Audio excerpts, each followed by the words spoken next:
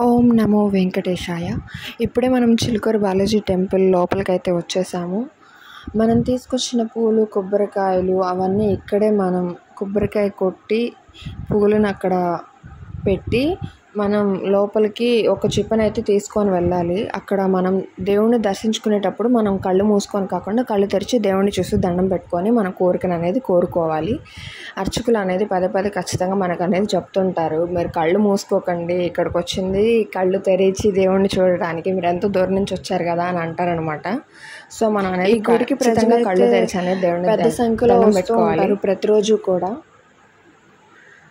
మొక్కుగా ప్రదక్షిణలు చేస్తూ ఉంటారనమాట. ఇక్కడ మొక్కుకుంటే వీసా తొందరగా వస్తుంది అని చాలామందికి నమ్మకం. అందుకే ఇక్కడి బాలాజీని వీసా బాలాజీ అని కూడా పిలుస్తూ ఉంటారు. ఇక్కడికి భక్తులు ఎక్కువగా వస్తూ ఉండటం వల్ల వీళ్ళు ప్రదక్షిణలు సోమవారం నుంచి గురువారం వరకు ఒకలాగా, శుక్రవారం నుంచి ఆదివారం వరకు ఒకలాగా పెట్టారనమాట. సోమవారం నుంచి గురువారం వరకు గుడి లోపల, శుక్రవారం నుంచి ఆదివారం వరకు గుడి బయట చేయాలన్నమాట. గుడి లోపల 11 ప్రదక్షిణలు చేయాలి కోరుకున్న వాళ్ళు. కోరిక తీరాక లోపల 108 చేయాలి.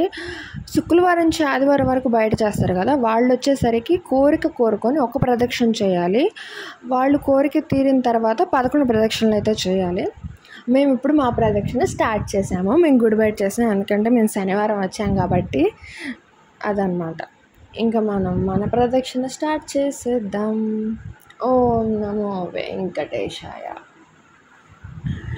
చిలుకూరు బాలాజీ టెంపుల్ టైమింగ్స్ వచ్చేసి పొద్దున 6 గంటల నుంచి రాత్రి 7 గంటల వరకు అయితే ఖచ్చితంగా ఉంటుంది.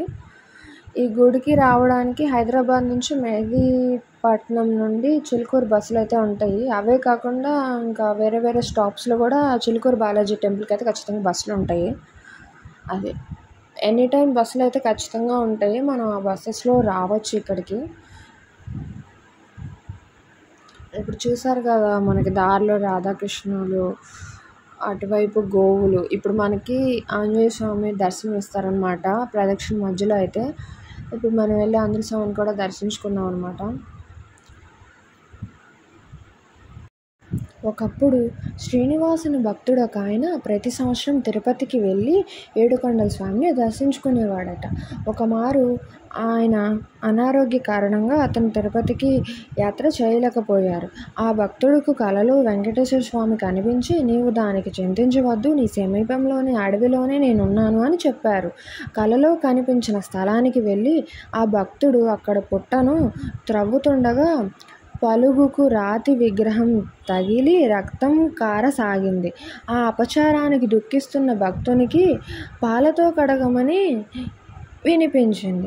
అలా చేయగా పుట్ట నుండి శ్రీదేవి భూదేవి సమేతుడైన శ్రీ వెంకటేశ్వర స్వామిని విగ్రహం బయలుపడింది. ఇలా 3 మూర్తులు ఒకే విగ్రహంలో ఉండడం మరుదు. ఆ విగ్రహాన్ని శాస్త్రోక్తంగా ప్రతిష్ఠించి మందిరాన్ని నిర్మించారు.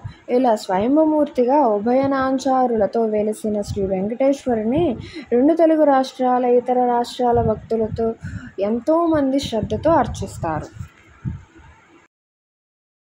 మనకి ఇలా ప్రదక్షిణ మధ్యలో అయితే స్టార్టింగ్ నుంచి మళ్ళీ మన ప్రదక్షిణ పూర్తయ్యే వరకు చాలా షాప్స్ అయితే చాలా ఉన్నాయి. మధ్యలో తినే పదార్థాలు కానీ, బొమ్మలు, సంథింగ్ అన్నీ పూజకి సంబంధించినవి అవి ఇవి అన్నీ చాలా అయితే దారిలో మనకు కనిపిస్తూ ఉన్నాయి. చూస్తున్నారు కదా, మన ప్రదక్షిణ అయితే పూర్తవచ్చింది. అదిగోండి గోపురం కనిపిస్తుంది, చూడండి ఒకసారి. ఓం నమో వెంకటేశాయ. Thanks for watching my YouTube channel, my dear friends.